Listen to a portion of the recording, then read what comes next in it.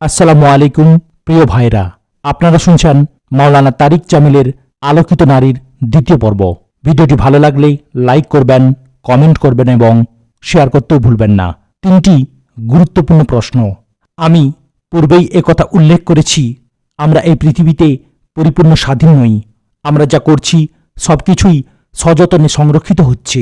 একদা আমাদের সকল কৃতকর্ম গ্রন্থিত আকারে আমাদের সামনে পেশ করা হবে। বলা হবে, তুমি তোমার কিতাব পাঠ করো, আজ তুমি নিজেই তোমার হিসাব নিকাশের জন্যে যথেষ্ট। সূরা বনী ইসরাইল আয়াত নম্বর 14। গুনাহ, নেকি সব কিছুই সে কিতাবে গ্রন্থিত থাকবে।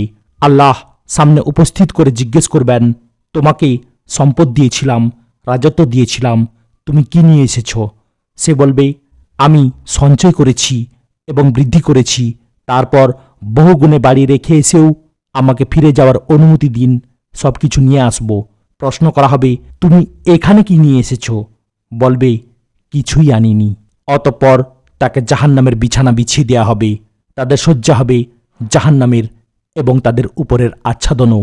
সূরা আরাফ আয়াত নম্বর 41। দোজখের বিছানা, দোজখের ঘাট, দোজখের ঘর, অত্যুষ্ণ বায়ু ও উত্তপ্ত পানি। সূরা ওয়াকিয়াহ আয়াত নম্বর 42। যা তাদেরকে পুষ্ট করবে না এবং তাদের ক্ষুধাও নিবৃত্ত করবে না।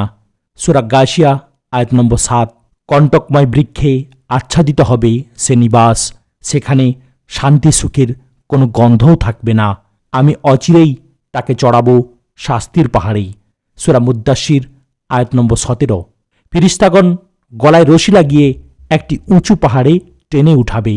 জাহান্নামের তাপে সে পাহাড় এতটা অগ্নিময় হবে, পা রাখতেই পা গলে যাবে। দ্রুত পা সরিয়ে আত্মরক্ষা করতে চাইবে আর অমনি উপুড় হয়ে পড়ে যাবে। গলে যাবে হাত, হাত বাঁচাতে চাইবে। অতঃপর সে আত্মরক্ষা করতে চাইলে ফিরিস্তা রশি ধরে টান দিবে, বলবে, উপরের দিকে উঠে এসো। সে বলবে, উঠতে পারছি না। তখন ফিরিস্তা রশি ধরে হেঁচড়ে উপরের দিকে তুলে নেবে এবং পাহাড়ের ঘর্ষণে তার পুরো শরীর গলে যাবে। শরীর গলে নিঃশেষিত হওয়ার পূর্বেই তা আবার পূর্ণাঙ্গ দেহে রূপান্তরিত হবে, আবার গলবে, আবার নতুন শরীর লাভ করবে। এভাবে গলা ও নতুন শরীর লাভ করার ভেতর দিয়ে 70 বছর কেটে যাবে। 70 বছর পর তাকে পাহাড়ের শেষ চূড়ায় তুলে নেওয়া হবে। তারপর তাকে সেখানেই ফেলে রাখা হবে, সে নারী হোক আর পুরুষ। সে এভাবে গলতে গলতে এবং গলিত শরীর নতুন রূপ লাভ করতে করতে পাহাড়ের উপর থেকে নিচে গড়িয়ে পড়বে। আবার তাকে হেঁচড়ে উপরে ওঠানো হবে। তাছাড়া চারদিক থেকে সাপ বিচ্ছু এসে তার উপর ঝাঁপিয়ে পড়বে। সেই সাপ ও বিচ্ছুর এক একটি দংশন এতটা বেদনাদায়ক হবে, একবার দংশন করার পর 40 বছর পর্যন্ত সে এর ব্যথায় কঁকাতে থাকবে এবং সেখানে তাকে রক্ষা করার মতো কেউ থাকবে না। সম্মানিত ভাই ও বোনেরা, আমরা সেই আখিরাতকে সামনে নিয়েই অগ্রসর হচ্ছি। আখিরাতই আমাদের মূল লক্ষ্য। আমাদের সকল চেষ্টা ও সাধনার কেন্দ্রবিন্দুই আখিরাত। আমরা এখানে চেষ্টা করছি আর সেখানে ঘোষণা হচ্ছে, অমুকের পুত্র অমুক নেক ও কল্যাণ অর্জনের জন্যে অগ্রসর হয়েছে, সফলকাম হয়েছে এবং আর কখনো ব্যর্থ হবে না। এই সাধনার দ্বারাই আমরা পরকালে মুক্তির পরোয়ানা লাভ করব। তারপর আর ব্যর্থতা ও পরাজয় আমাদেরকে স্পর্শ করতে পারবে না। যারা মুক্তির এই পরোয়ানা লাভ করবে তাদের জন্যে আল্লাহ তাআলা নির্মাণ করে রেখেছেন অতিথিশালা। সেই অতিথিশালা তিনি নিজে নির্মাণ করেছেন নিজ হাতে, যার একটি ইট মতির, অন্যটি ইচ্ছাকৃত পাথরের, আবার কোনোটি বা জমরদ পাথরের। মশলা মেশকের, সেখানে বিছানো ঘাসগুলো জাফরানের, কর্পূরের সারি সারি টিলা, মণিমুক্তার ঝাড় প্রদীপ। আর এই সব কিছুকে বেষ্টন করে রেখেছে আল্লাহর আরশ আর তার তলদেশ দিয়ে প্রবাহিত নানা নহর, যার পাদদেশে নদী প্রবাহিত। সূরা কাহফ আয়াত নম্বর 31। মণিমুক্তা, ইয়াকুত, জমরদ ও সোনারূপায় নির্মিত সেই অট্টালিকার পাদদেশ দিয়ে প্রবাহিত হবে নানা নহর, দুধের নহর, শরাবের নহর, মধুর নহর। অতঃপর প্রতিদিন আল্লাহ তাআলা অন্তত 5 বার বেহেশতকে লক্ষ্য করে বলবেন, হে বেহেশত, আমার বান্দা ও বান্দীদের জন্যে নিজেকে সজ্জিত করো। দিনে বেহেশতকে 5 বার সজ্জিত করা হবে, 5 বার সুগন্ধি ছড়ানো হবে।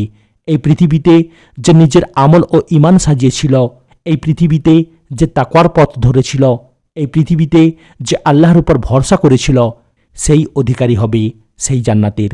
জান্নাতের অধিকারী হবে ঈমানদার নারী ও পুরুষগণ। ঈমানদার নারীগণ তাদের স্বামীদেরও আগে বেহেশতে প্রবেশ করবে। তারা বেহেশতে গিয়ে তাদের স্বামীদেরকে অভ্যর্থনা জানানোর উদ্দেশ্যে সেজে গুজে পূর্ব থেকেই প্রস্তুত হয়ে থাকবে। বেহেশতে একজন ফেরেশতা আছে, তাসবিহ তিলাওয়াত এমন কোনো কিছু তার দায়িত্বে নেই, বরং সে স্বর্ণকার। এই পৃথিবীতেও স্বর্ণকার থাকে, যে স্বর্ণের খাদ সরিয়ে অলংকার তৈরি করে। বেহেশতের স্বর্ণকারের কাজ হবে বেহেশতীদের জন্যে অলংকার তৈরি করা। বেহেশতে অলংকার নির্মাণের জন্য যে ছাঁচ রয়েছে, সেই ছাঁচটি যদি দিবসের সূর্যের মুখোমুখি ধরা হয়, তাহলে সূর্যটি অন্ধকারাচ্ছন্ন মনে হবে। এই যদি হয় ছাঁচের রূপ, তাহলে অলংকারের রূপ কেমন হবে? বেহেশতের সেই অলংকার নারীরাও পরিধান করবে পুরুষরাও। সেথায় তাদেরকে স্বর্ণ কঙ্কণে অলঙ্কৃত করা হবে। সূরা কাহাফ আয়াত নম্বর 31। সেখানে নারী পুরুষ উভয়ের হাতেই চুড়ি থাকবে, কারো হাতে স্বর্ণের চুড়ি, কারো হাতে রূপার। সকলেই নিজ নিজ মর্যাদা মাফিক অলঙ্কারে সজ্জিত হবে। রেশমের হালকা ফিনফিনে সবুজ পোশাকে সজ্জিত হবে তারা। মাথায় শোভিত হবে রেশমের দবিজ কোমল তাজ। সেই তাজ সজ্জিত হবে এমনই মণিমুক্তা দিয়ে, যার আলোয় পূর্ব পশ্চিম আলোকিত হয়ে উঠবে। নারীদের চুলকে এমন অপূর্ব সুবাসে সুবাসিত করে তোলা হবে, তার এক গোছা চুল যদি এই পৃথিবীকে স্পর্শ করত, তাহলে সমগ্র পৃথিবী সুবাসে মৌ মৌ করে উঠত। বেহেশতের নারী ও হুরগণ আল্লাহ তাআলার নূরে নূরময় হবে, যাদের রূপ সৌন্দর্যের বর্ণনা কোরআন হাদিসে আলোচিত হয়েছে শুভ্র ডিমের আবরণের ন্যায়, শ্বেত ও ইয়াকুত মতির ন্যায় স্বচ্ছ হবে যাদের বদন। তারা পূর্ণ যৌবনা হবে। সূর্য তাদের রূপের সামনে মনে হবে ম্রিয়মাণ। আর এই ধরনের সুন্দরী হুরদের তুলনায় বেহেশতের ঈমানদার রমণীদের রূপ সৌন্দর্য হবে আরও 70,000 গুণ অধিক। একটি হাদিসে আছে, হযরত রাসূলুল্লাহ সাল্লাল্লাহু আলাইহি সাল্লামকে হযরত উম্মে সালামা রাদিয়াল্লাহু তাআলা আনহা জিজ্ঞেস করেছিলেন, ইয়া রাসূলুল্লাহ সাল্লাল্লাহু আলাইহি ওয়াসাল্লাম, দুনিয়ার নারী শ্রেষ্ঠ না বেহেশতের নারী? এই প্রশ্ন কেন হলো? প্রশ্ন এই কারণে হয়েছে, দুনিয়ার নারী পুরুষরা তো মাটির তৈরি, তাছাড়া তারা সদা প্রস্রাব পায়খানা বহন করে বেড়ায়। তাদের জীবনযাপনও মাটিকে কেন্দ্র করেই। পক্ষান্তরে হুরদের সৃষ্টি হল মেস্ক, জাফরান ও কর্পূর থেকে। এক কথায় সুগন্ধি থেকে সৃষ্ট এক মদির সুরভিত বিস্ময়কর সৃষ্টি। মানুষের সাথে এর কোনো তুলনা নেই। তাছাড়া এই যে পৃথিবীতে আমরা মেস্ক, জাফরান, আম্বর, কর্পূর ইত্যাদি সুগন্ধির কথা বলি, এ তো কেবল নামে মাত্র সুগন্ধি। এর প্রকৃত রূপ তো আমরা অনুভব করব জান্নাতে। বেহেশতের এক ফোঁটা পানি যদি কেউ আঙুলে মেখে অতঃপর আকাশে ওঠে দুনিয়ার দিকে ধরে, তাহলে সেই এক ফোঁটা পানির সুবাসে এই বিশাল সৃষ্টি জগৎ সুবাসিত হয়ে উঠবে।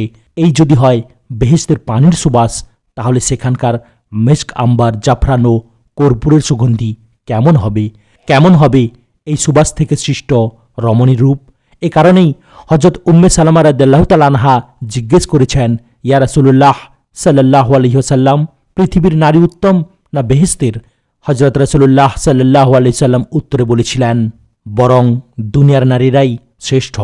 উম্মে সালমা রাদিয়াল্লাহু তাআলা আনহা পুনরায় প্রশ্ন করলেন, কেন হে রাসূল? হযরত রাসূলুল্লাহ সাল্লাল্লাহু আলাইহি সাল্লাম বলেছিলেন, আল্লাহ তাআলার উদ্দেশ্যে নিবেদিত তাদের নামাজ, রোজা, ইবাদত বন্দেগীর কারণে।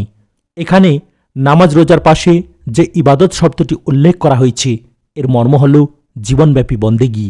মুমিন নারী ও পুরুষের পুরো জীবনটাই হবে আল্লাহর বন্দেগীপূর্ণ। এখানে দুনিয়ার নারীর শ্রেষ্ঠত্বকে 3টি শর্তের সাথে উল্লেখ করা হয়েছে: নামাজ, রোজা, ইবাদত বন্দেগী। সুতরাং যেসব নারী এই পৃথিবীতে এই 3টি শর্ত অর্জন করতে পারবে, আল্লাহ তাআলা তাদের মুখশ্রীকে নূরময় করে দিবেন, তাদের রেশমি পোশাকে সজ্জিত করবেন। তাদের চেহারা হবে সেদিন নূরে উদ্ভাসিত, শরীরে শোভা পাবে রেশমি পোশাক, হাতে থাকবে স্বর্ণের চুড়ি, আঙুলে শোভা পাবে শিল্পময় আংটি। আমাদের এদেশে প্রচলন নেই, কিন্তু আরবে আছে। আপনারা হয়তো বাইতুল্লাহ শরীফে দেখে থাকবেন, সেখানে উদ পুড়িয়ে ধুনি দেয়া হয়। একটি বিশেষ পাত্রে সেই সুগন্ধিময় উদ্বৃক্ষ পুরানো হয়। রাজা বাদশাহগণ তাদের রাজমহলে মেশক আম্বার ইত্যাদি ইত্যাদি সেই পাত্রে রেখে তাতে উদযোগে প্রজ্বলিত করে ধ্বনি দেয়। ফলে চারপাশ মদির সুরভিতে আমোদিত হয়ে ওঠে। হযরত রাসূলুল্লাহ সাল্লাল্লাহু আলাইহি সাল্লাম ইরশাদ করেন, বেহেশতের কক্ষে কক্ষে সাজানো থাকবে সেই খুশবু পাত্র। সেখান থেকে মৌ মৌ করে অপূর্ব সুরভি বিচ্ছুরিত হতে থাকবে। আর সেই পাত্রগুলো নির্মিত হবে মণিমুক্তা দিয়ে। বেহেশতে হুরদের সাথে নেক নারীদের বিতর্ক। বেহেশতে হুরদের সাথে ইমানদার নারীদের বিতর্ক হবে। বেহেশতের হুর বলবে, আমরা তো এক শাশ্বত সৃষ্টি, আমাদের কখনো মৃত্যু আসেনি, আমরা অবিনশ্বর সৃষ্টি, জীবনে কখনো বার্ধক্য দেখিনি, জীবনে কখনো বিশ্বাসঘাতকতা করিনি। অথচ এসব বিষয় দুনিয়াতে রয়েছে। এসব ত্রুটি যেমন পুরুষের মধ্যে রয়েছে তেমনি রয়েছে নারীদের মধ্যেও। এই পৃথিবীতে আমরা জন্মগ্রহণ করি, আবার মৃত্যুগ্রহণ করি। আমরা এখানে যৌবন লাভ করি, আবার বার্ধক্যে উপনীত হই। আমরা এখানে ঘনিষ্ঠ হই, আবার ছেড়ে যাই। বিশ্বাসের সাথে বিশ্বাসঘাতকতাও করি। বেহেশতি হুরদের এ কথার প্রেক্ষিতে বেহেশতি নারীগণ বলে উঠবে, আমরা তো পৃথিবীতে নামাজ পড়েছি, কিন্তু তোমরা কি নামাজ পড়েছ? আমরা পৃথিবীতে রোজা রেখেছি, তোমরা কি রোজা রেখেছ? আমরা পৃথিবীতে আল্লাহর নামে সম্পদ বিসর্জন দিয়েছি, তোমরা কি সম্পদ বিসর্জন দিয়েছ? হযরত আয়েশা রাদিয়াল্লাহু তাআলা আনহা বলেন, এই বিতর্কে পৃথিবীর নারীগণ বেহেশতি হুরদেরকে পরাজিত করবে। আর আমি বলি, এই নারী শুধু বেহেশতে গিয়ে যে বিতর্কে হুরদেরকে পরাজিত করবে শুধু তাই নয়, সে বেহেশতে যেমন জয়ী হবে, জয়ী এই পৃথিবীতেও। সে জয়ী ইমানে, তাকওয়ায়, তাওয়াক্কুলে ও চরিত্রের পবিত্রতায়। তাই বেহেশতের হুরগণ পৃথিবীর নারীদের সেবিকা মাত্র। এক হাদিসে আছে, বেহেশতি হুরগণ জান্নাতি নারীদের উদ্দেশ্যে বলবে, তোমরা তো পৃথিবীর সংকীর্ণতা পার করে এসেছ, তোমরা তো কবরের অন্ধকার পেছনে ফেলে এসেছ, তোমরা মাটি থেকে সৃষ্টি হয়েছ, আবার মাটিতেই হারিয়ে গিয়েছ। কিন্তু আমাদের জন্মই হয়েছে জান্নাতুল ফিরদৌসে, আমাদের নিবাস এক চিরন্তন অট্টালিকায়। পক্ষান্তরে তোমাদের জন্ম হয়েছে মাটি থেকে, তারপর আবার কবরে এসে মিশে গেছ সেই মাটিতেই, সেখানে দীর্ঘকাল কাটিয়েছ ভয়ানক অন্ধকারে। উত্তরে জান্নাতি নারীগণ বলবে, এতে সন্দেহ নেই আমরা মৃত্যুবরণ করেছি, তবে সেই মৃত্যু দান করেছেন আল্লাহ, তাই আমরা আল্লাহ তাআলার শুকরিয়া আদায় করি। কিন্তু তোমরা একটি কথার জবাব দাও, আমরা কি সেই আদমের সন্তান নই যে আদমকে সমগ্র ফেরেশতা সিজদা করেছিলেন? আর সেই দৃশ্য আল্লাহ তাআলাও প্রত্যক্ষ করেছেন। বেহেশতি নারী আরও বলবে, রাত যখন ছিল অন্ধকারে আচ্ছন্ন, আকাশের তারাগুলো যখন অন্ধকারে মিলিয়ে যেত, তখন আমরা অজু করে মুসল্লায় দাঁড়াতাম, আল্লাহর দরবারে সিজদা দিতাম, আমাদের চোখ দিয়ে দরদর করে অশ্রু পড়ত। বলো, তোমরা সেই রাতের গভীরে সাধের ঘুম ছেড়ে ওঠার, রাতের গভীরে দাঁড়িয়ে নফল নামাজ পড়ার স্বাদ কোথায় পাবে? সন্দেহ নেই বেহেশতের ফলেও স্বাদ আছে, কিন্তু রাতের গভীরে উঠে আল্লাহকে ডাকার, আল্লাহর সামনে অশ্রু বিসর্জন দেবার যে স্বাদ, সে স্বাদ তুমি বেহেশতের ফলে কোথায় পাবে? সে স্বাদ তো তোমরা পাওনি, পেয়েছি আমরা। তাছাড়া আমরাই তো সেই ভাগ্যবতী কাফেলা যাদের কোলে সম্মানিত নবীগণ লালিত হয়েছেন। আমরাই সেই ভাগ্যবতী জাতি যারা সর্বশ্রেষ্ঠ সৃষ্টি হযরত মুহাম্মদ মুস্তাফা সাল্লাল্লাহু আলাইহি সাল্লামের উম্মত হবার সৌভাগ্য লাভ করেছি। তাছাড়া সর্বশ্রেষ্ঠ রাসূল সাল্লাল্লাহু আলাইহি সাল্লামও আমাদের ঘরেই জন্মলাভ করেছেন। আমরাই তাকে কোলে তুলে লালন পালন করেছি। তিনি আল্লাহর পক্ষ থেকে পাক কালাম বয়ে এনেছেন, আমাদের বেহেশতের পথ দেখিয়েছেন। এভাবে বিতর্ক চলছে উভয়ের মাঝে। কে ফয়সালা দিবে? ফয়সালা ঘোষণা করবেন আল্লাহ। তিনি আরশ থেকে ফয়সালা ঘোষণা করবেন তার বান্দির পক্ষে। আল্লাহর ফয়সালা পেয়ে সগর্বে উঠে দাঁড়াবে জান্নাতি নারী, অপূর্ব রূপে উদ্ভাসিত হয়ে উঠবে সেই নারী। তার সে রূপ দেখে লজ্জায় সূর্যও মাথা নত করতে বাধ্য হবে। মূলত এটাই আমাদের লক্ষ্য, এটাই আমাদের পথ, এই পথই আমাদেরকে চলতে হবে। আমরা এই পৃথিবীতে থাকতে আসিনি, এই পৃথিবী আমাদেরকে ছাড়তেই হবে। এই পৃথিবী একদিন ধ্বংস হয়ে যাবে। সুতরাং এই পৃথিবীর রূপ সৌন্দর্য যেন আমাদেরকে ধোঁকায় না ফেলে, আমরা যেন দুনিয়ার ধোঁকায় পড়ে আমাদের মঞ্জিল ভুলে না যাই। বেহেশতের পথ। সম্মানিত ভাই ও বোনেরা, বেহেশতে পৌঁছতে হলে আমাদেরকে আল্লাহ তাআলার আনুগত্য ও হযরত রাসূলুল্লাহ সাল্লাল্লাহু আলাইহি সাল্লামের অনুসরণের পথ নিয়েই পৌঁছতে হবে। আমাদের জীবনে বাইরে থেকে কোনো কিছু গ্রহণ করার প্রয়োজন নেই। আমাদের এই শরীর ও অস্তিত্বকে আল্লাহ ও তদীয় রাসূল সাল্লাল্লাহু আলাইহি সাল্লাম একটি পথ দেখিয়ে দিয়েছেন। আমাদের কর্তব্য হলো আমরা নারী হই আর পুরুষ হই, আমরা যেন আমাদের অস্তিত্বকে সে পথে ব্যবহার করি। আমাদের শরীর যেন সে পথ থেকে বিচ্যুত না হয়, সে পথের বাইরে যেন আমাদের মুখ না যায়, চোখ না যায়। আমাদের কান, আমাদের হাতের স্পর্শ, আমাদের চালচলন সব কিছুই যেন সে পথে পরিচালিত হয়। আমাদের অন্তরে যেন সদা জাগ্রত থাকে কেবলই আল্লাহ। এটাই আমাদের জীবনের লক্ষ্য। এ লক্ষ্যে উত্তীর্ণ হতে হলে আল্লাহকে সন্তুষ্ট করতে হবে, আর আল্লাহকে সন্তুষ্ট করার একমাত্র পথ হযরত মুহাম্মদ মুস্তাফা সাল্লাল্লাহু আলাইহি ওয়াসাল্লামের তরিকা। হযরত রাসূলুল্লাহ সাল্লাল্লাহু আলাইহি সাল্লাম আমাদের প্রতি অনুগ্রহ করেছেন। এমন অনুগ্রহ ইতোপূর্বে আর কোনো নবী তার উম্মতের প্রতি করেননি। তিনি আমাদের জন্য যতটা কেঁদেছেন আর কেউ তার উম্মতের জন্য ততটা কাঁদেনি। তিনি আমাদের জন্য যতটা বিচলিত হয়েছেন, তিনি আমাদের জন্য যতটা নির্যাতন সয়েছেন, ঠিক ততটা বিচলিত কিংবা ততটা নির্যাতিত আর কেউ হয়নি। তিনি আমাদের জন্যে তায়েফে নির্যাতিত হয়েছেন। নির্যাতিত হয়ে তিনি দৌড়ে পালাচ্ছেন, আর পেছন দিক থেকে পাথর বর্ষিত হচ্ছে। পা তুলছেন, উত্তোলিত পায়ে এসে পাথর পড়ছে। মাটিতে পা রাখছেন, পাথর এসে মাটিতে আঘাত করছে।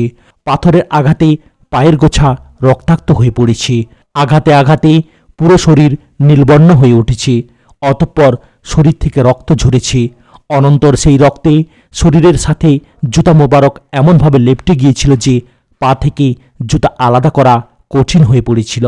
সর্বশ্রেষ্ঠ নবী হয়েও এ পথে এতটা কষ্ট স্বীকার করেছেন যে অবশেষে বেহুশ হয়ে মাটিতে পড়ে গেছেন।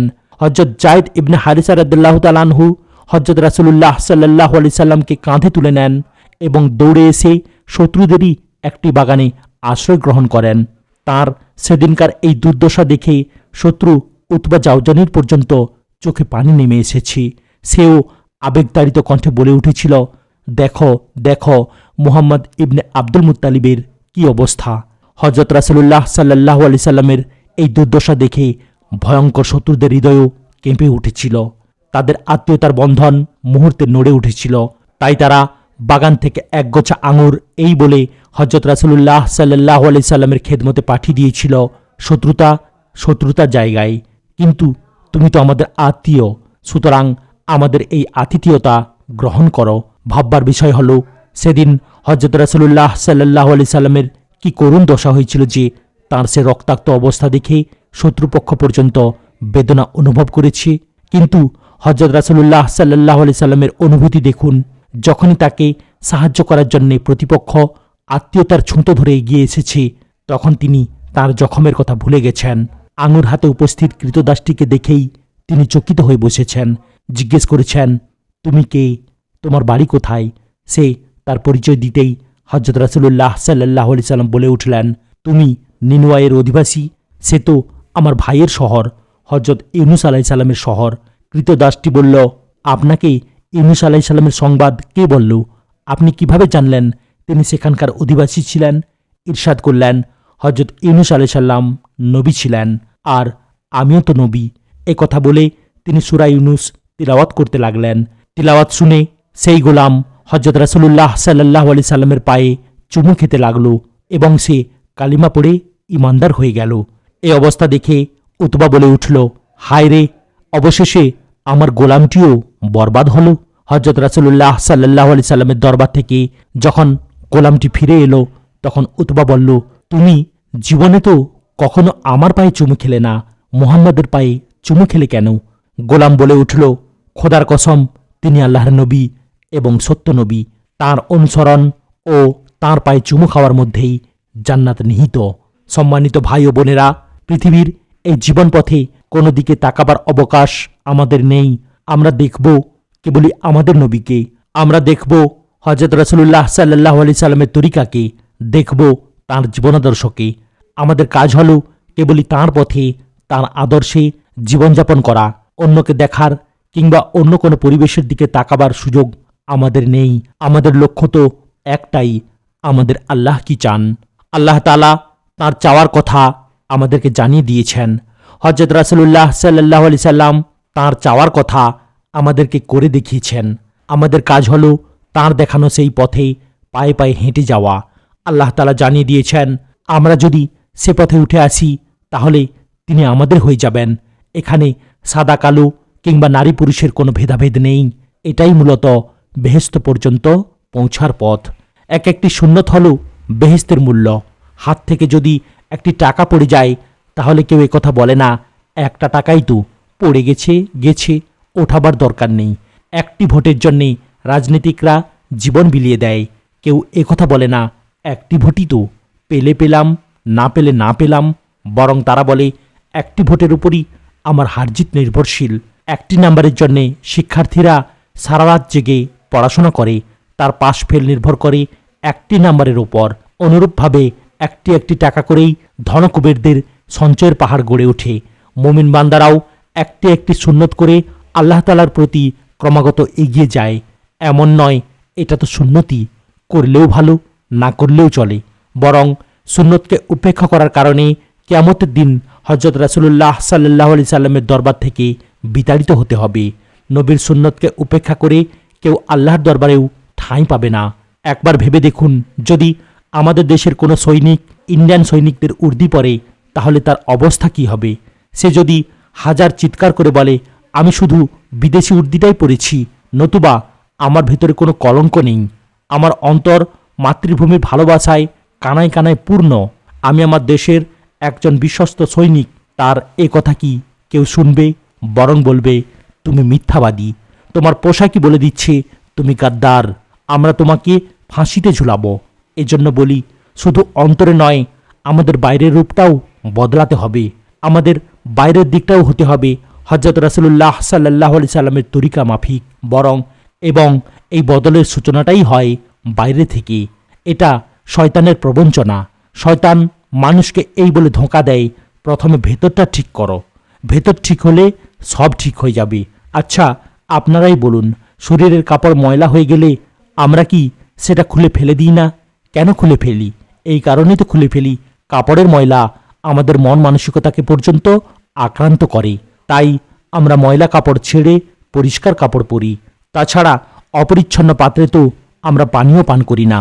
গ্লাসে যদি তরকারির ঝুল লেগে থাকে তাহলে সেই গ্লাসে কি কেউ পানি পান করতে চাইবে? যদি কেউ বলে তাহলে বলবে গ্লাসটা ময়লা, তাই এতে পানি পান করতে রুচি হচ্ছে না। বিছানার চাদর যদি ময়লা হয়ে যায় তাহলে সেটাকে আমরা তুলে ফেলে দিই।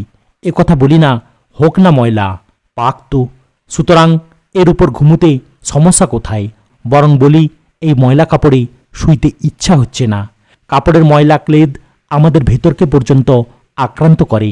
অনুরূপভাবে পরিচ্ছন্ন কাপড় দেখলে, পরিচ্ছন্ন আসবাবপত্র দেখলে আমাদের ভেতরটা প্রফুল্ল হয়ে ওঠে।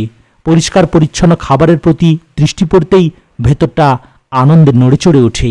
শোবার ঘরটা যদি পরিষ্কার পরিচ্ছন্ন হয় তাহলে মনটা ভরে ওঠে। এতে এ কথাই প্রমাণিত হয় বাইরের অবস্থা ভেতরে প্রভাব ফেলে। তাই কারো বাইরের অবস্থা যদি ভালো হয় তার ভেতরটাও ভালো হবে। এজন্যে ভেতরের রূপান্তরের সূচনা হয় বাইরের রূপান্তর থেকে। আমরা যদি মানুষের সৃষ্টি সূচনার দিকে তাকাই তাহলে সেখানেও দেখব মায়ের গর্ভে প্রথম তার শরীর নির্মিত হয়, তারপর সেখানে রূহ আসে। মানুষ প্রথমে ঘর তৈরি করে, তারপর সেখানে আসবাবপত্র দিয়ে সাজায়। তাই মানুষের জাহেরি প্রমাণ করে তার বাতেন ও ভেতরটা কেমন। আমরা যেভাবে ময়লা কাপড় খুলে রেখে দিই, আমরা যেভাবে বিছানার চাদরটা ময়লা হয়ে গেলে তুলে ফেলে দিই, অনুরূপভাবে আল্লাহ তাআলাও ময়লা অন্তরকে ছুঁড়ে ফেলে দেন। লক্ষ্য করার বিষয় হলো আমরা কতটা আত্মপ্রবঞ্চিত।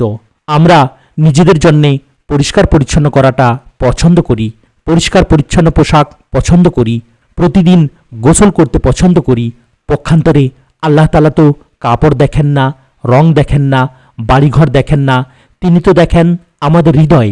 আল্লাহ তাআলা বলেন, আমি জমিনে সমাসীন হই না আকাশেও, আমি সমাসীন হই আমার বান্দার হৃদয়ে। আর যে হৃদয়ে আল্লাহ আসীন হয়, যে হৃদয়ে আল্লাহ আগমন করেন, সে হৃদয়কে আমরা দুনিয়ার ভালোবাসায় ক্লেদাক্ত করে রাখি, সম্পদের ভালোবাসায়, অলংকারের ভালোবাসায় অন্ধকার বানিয়ে রাখি। ভাববার বিষয়, এমন হৃদয়কে আল্লাহ তাআলা গ্রহণ করবেন না ছুঁড়ে মারবেন? আল্লাহ তাআলা তো সোনারূপা দেখেন না, মূল্যবান পোশাক আর শরীরের সৌন্দর্য দেখেন না। তিনি দেখেন মানুষের হৃদয়। তিনি দেখেন হৃদয়ে কি কেবল আমি আছি না অন্য কেউ। আজ এখানে সমাপ্ত করলাম। ভিডিওর পরবর্তী অংশ দেখার জন্য চ্যানেলটিকে সাবস্ক্রাইব করুন, লাইক, কমেন্ট এবং শেয়ার করতেও ভুলবেন না। আসসালামু আলাইকুম ওয়া রাহমাতুল্লাহি ওয়া বারাকাতুহু।